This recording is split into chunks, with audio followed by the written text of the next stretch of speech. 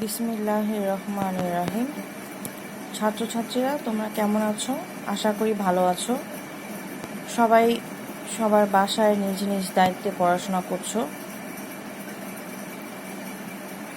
যদিও এই সময়টা আমাদের জন্য খুবই ক্রিটিক্যাল একটা সময় যাচ্ছে, তাই আমাদের নিজেদের পড়াশোনা নিজেদেরকেই করতে হবে। যাই হোক, বেশি কথা বলবো না। নিশ্চয়ই তোমরা ন্যারেশন পড়ে এসেছো। জাস্ট প্র্যাকটিসের জন্য আমি তোমাদেরকে ন্যারেশনটা আরেকবার দেখিয়ে দিচ্ছি।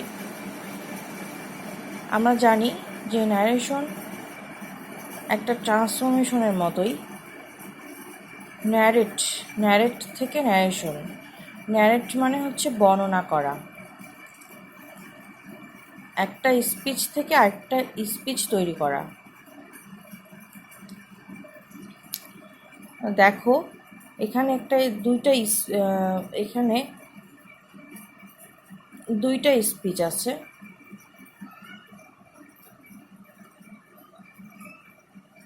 রিপোর্টিং আর হচ্ছে রিপোর্টেড। এটা ইনভার্টেড কমার মধ্যে যেই অংশটুকু থাকবে সেটাকে আমরা রিপোর্টেড স্পিচ বলবো, আর যেটা ইনভার্টেড কমার বাইরের অংশ থাকবে সেটা হচ্ছে রিপোর্টিং স্পিচ। তো আমি যখন তোমাদেরকে পড়াবো তখন প্রায়ই বলবো রিপোর্টেড ভার্ব, রিপোর্টিং ভার্ব এসব বলবো। যখনই রিপোর্টেড ভার্ব বলবো তাহলে মনে করবে যে আমি এই রিপোর্টেড স্পিচের ভার্বটির কথা বলছি।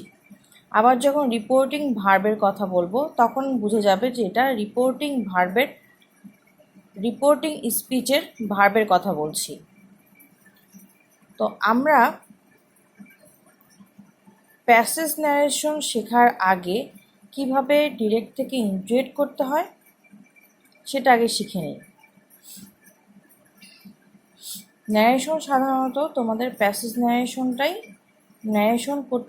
ন্যারেশন করতে বেশি সমস্যা হয়ে যায়। তো আমি এই চারটা রুলের মাধ্যমে কিভাবে তোমরা ন্যারেশন করবে আজকে এটা শিখাবো। আচ্ছা, কি চেঞ্জ হবে? যদি রিপোর্টিং ভার্ব যদি পাস্ট ফর্মে হয় তাহলে আমরা রিপোর্টেড স্পিচটা চেঞ্জ করব, এটা তোমরা সবাই জানো। তো এখন কিভাবে কতটুকু চেঞ্জ করব? রিপোর্টিং স্পিচের ভার্ব চেঞ্জ করব কিভাবে রিপোর্টিং স্পিচের অবজেক্ট কীভাবে চেঞ্জ করব, রিপোর্টেড ভার্বটা কীভাবে চেঞ্জ করব, রিপোর্টেড সাবজেক্ট অবজেক্ট কীভাবে চেঞ্জ করব, এইটুকুর মাধ্যমে আমি তোমাদেরকে বুঝিয়ে দিচ্ছি। Suppose this is an example. Mita said to me, I fight for you. তো এখানে চেঞ্জ কি হবে? চেঞ্জ পার্সন হবে, পার্সনের চেঞ্জ হবে, তারপরে কি ভার্বের চেঞ্জ হবে, তারপর রিপোর্টিং ভার্ব চেঞ্জ হবে, এবং দ্যাট অর্থাৎ আমার ইনভার্টেড কমা উঠে গিয়ে কি বসবে সেটা চেঞ্জ হবে। কিভাবে চেঞ্জ হবে, কখন চেঞ্জ হবে, এটাও আমরা শিখে নিব। তো এখানে বলা আছে পার্সন, প্রথমে পার্সন চেঞ্জ করব। তো এখানে কি আছে? প্রথমে রিপোর্টিং স্পিচটা কি আছে? Mita said to me. তাহলে এটা তো আমরা সবাই জানি, এটা যখন আমরা ডিরেক্ট করব তখন আমরা মিতা টোল্ড মি হবে, তখন এই সেড টুটা উঠে গিয়ে টোল্ড বসছে। আচ্ছা, এখন কি বলছে যে first person, second person, third person reported স্পিচের থাকলে ফার্স্ট পারসন অনুযায়ী কি বসবে? সেকেন্ড পারসন কি বসবে, থার্ড পারসন কি বসবে। তো প্রথমে আসে হচ্ছে আই, সাবজেক্ট, পারসন আই অথবা উই, এই দুটো থাকলে রিপোর্টিং ভার্বের সাবজেক্ট অনুযায়ী বসবে। তাহলে এটা হচ্ছে R1 ধরলাম, এটা চেঞ্জ হবে। তারপরে কি হবে, R2, ভার্ব চেঞ্জ হবে। এই যে এই ভার্বটা চেঞ্জ হবে, এখানে একটি মাত্র ভার্ব, তাহলে এটা R2, এটা চেঞ্জ হবে। তারপরে রিপোর্টিং ভার্ব, অর্থাৎ এই যে রিপোর্টিং ভার্ব, এটা এই রিপোর্টিং স্পিচের যে ভার্বটা আছে সেই ভার্বটা চেঞ্জ হবে, অর্থাৎ এটা কি R3, অর্থাৎ এই যে রিপোর্টিং ভার্ব। একটা কি আছে দ্যাট, অর্থাৎ এই যে ইনভার্টেড কমা, এইগুলো রুল নাম্বার 4। আশা করি বুঝতে পেরেছ কি কি চেঞ্জ হবে। রিপোর্টেড স্পিচের সাবজেক্ট, রিপোর্টেড স্পিচের ভার্ব, রিপোর্টিং স্পিচের ভার্ব এবং রিপোর্ট এবং ইনভার্টেড কমা, এইগুলো চেঞ্জ হবে। প্রথমে তাহলে যেহেতু রিপোর্টিং ভার্ব, এখানে রিপোর্টিং ভার্ব দেখো, রিপোর্টিং ভার্ব যদি সেন্টেন্সটা অ্যাসার্টিভ হয় তাহলে টোল্ড বসবে, আর যদি ইন্টারোগেটিভ হয় তাহলে আস্কড বসবে। আচ্ছা, তাহলে আমরা বুঝতে পারছি যে এই রিপোর্টেড স্পিচটা obviously it is an assertive sentence, তাই আমরা টোল্ড বসিয়েছি। আচ্ছা, এখন এইটাও চেঞ্জ হবে, ইনভার্টেড কমা, তাহলে কি বসবে, রুল 4 যাচ্ছে, ইনভার্টেড কমা উঠে গিয়ে দ্যাট বসবে। অ্যাসার্টিভের ক্ষেত্রে দ্যাট বসে। আচ্ছা, দ্যাট বসালাম, দ্যাট। তারপরেই যেটা আছে সেটা হচ্ছে রিপোর্টেড স্পিচের সাবজেক্ট। সাবজেক্ট কি, পার্সনগুলো হচ্ছে ফার্স্ট পার্সন আই অথবা উই থাকলে রিপোর্টিং ভার্বের সাবজেক্ট অনুযায়ী, রিপোর্টিং ভার্বের যেটা সাবজেক্ট, যে ভার্ব সেইড, এই সেইডটা কে বলল, মিতা। তাহলে রিপোর্টিং ভার্বের সাবজেক্ট, তাহলে রিপোর্টিং ভার্বের সাবজেক্ট কি, মিতা। মিতা কি অবশ্যই একজন মেয়ে, তাহলে দ্যাট শি। আচ্ছা, আরবার চেঞ্জ হবে, কি চেঞ্জ হবে, ভার্বটা চেঞ্জ হবে। সরাসরি এখানে আই এর পরে কি আছে, ফাইট আছে, ফাইট হচ্ছে ভার্ব। আচ্ছা, ভার্ব চেঞ্জ হবে, রুল 2, ভার্ব ভি থাকলে ভিপি, আর ভিপি থাকলে হ্যাড প্লাস ভিপিপি। তাহলে ভি বলতে কি বোঝাচ্ছে, ভি হচ্ছে ফাইট, FIGHT, তাহলে ভিপি ফাইটের পাস্ট ফর্ম, ফট, FOUGST। আর ভিপিপি কোনটা, ভার্বের পাস্ট পার্টিসিপল, এটাও কিন্তু ফট। তাহলে এই যে ভি, এইটা হচ্ছে ভি, তাহলে ভি থাকলে কি হবে, ভিপি, অর্থাৎ এই ফর্মে চলে যাব, শি ফট, FOUGHT, ফট।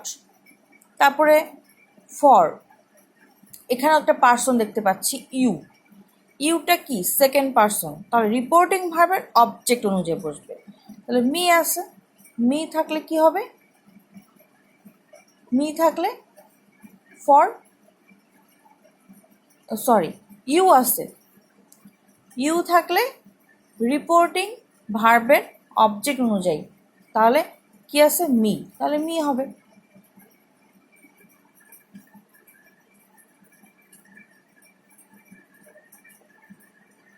আশা করি বুঝতে পেরেছ।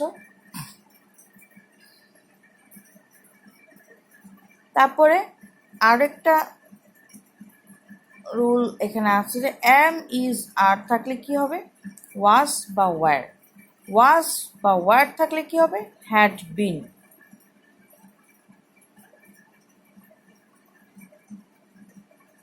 প্লে বা প্লেস থাকলে প্লেড, প্লেড থাকলে হ্যাড গান,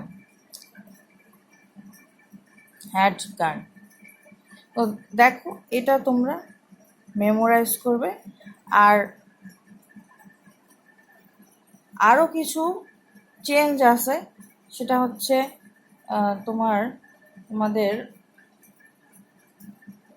দিস থাকলে কি হবে, দ্যাট থাকলে কি হবে, ইয়েস্টারডে থাকলে কি হবে, এটা তোমরা সবাই বইয়ে পেয়ে যাবে। তো এটা আমি নতুন করে আমি আর দিচ্ছি না, তোমরা এটা বইয়ে তোমাদেরকে একটু স্টাডি করতে হবে। আর এই রুলটা ফলো করলে আশা করি তোমরা চেঞ্জ করতে পারবে, ন্যারেট করতে পারবে। তোমরা এটা তুলে নাও, স্ক্রিনশট দিয়ে রেখো, তাহলে পরে তোমরা এটা তুলে নিতে পারবে আলাদা করে।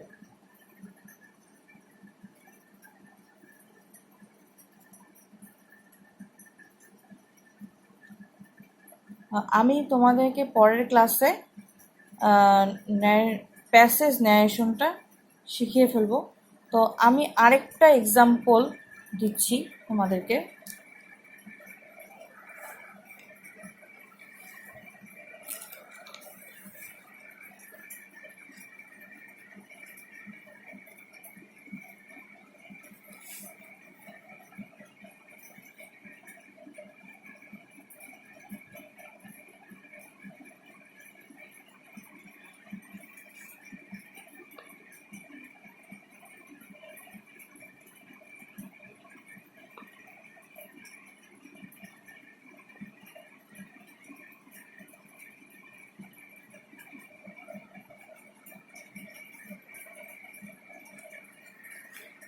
I said to him, do you agree with me? তো এখানে দেখো আই, তো এটা কি সেন্টেন্স, অ্যাসার্টিভ না interrogative? Obviously this is an interrogative sentence. I asked him, তো ইন্টারোগেটিভ সেন্টেন্স থাকলে এখানে দেখো ইন্টারোগেটিভ সেন্টেন্স থাকলে ইফ অথবা ডাব্লিউএস কোশ্চেন দিয়ে শুরু হলে ডাব্লিউএস কোশ্চেনই বসবে। আর যদি ডাব্লিউএস কোশ্চেন না থাকে তাহলে হচ্ছে ইফ দিয়ে করতে হবে। ইন্টারোগেটিভটা তাহলে আমরা ইফ দিয়ে করব, হিম ইফ, যেহেতু এখানে ডু আছে তাই ডাব্লিউএস কোশ্চেন দিয়ে শুরু হয়নি, এটা অক্সিলারি ভার্ব দিয়ে শুরু হয়েছে, তাই আমরা ইফ নিলাম। এখন আবার পার্সন চলে আসছে, দেখো পার্সন চলে আসছে। পার্সন কি আছে ইউ, আচ্ছা ইউ থাকলে কি হবে রিপোর্টিং ভার্বের অবজেক্ট, তাহলে রিপোর্টিং ভার্বের object him, he if he. Agree হচ্ছে ভার্ব, তো এই অ্যাগ্রিটা কি হয়ে যাবে ভার্ব, ভি, এটা হচ্ছে ভি ভি থাকলে কি হবে, ভি থাকলে যে ভার্ব চেঞ্জ হবে, ভি থাকলে ভিপি অর্থাৎ পাস্ট ফর্ম হবে অ্যাগ্রিড।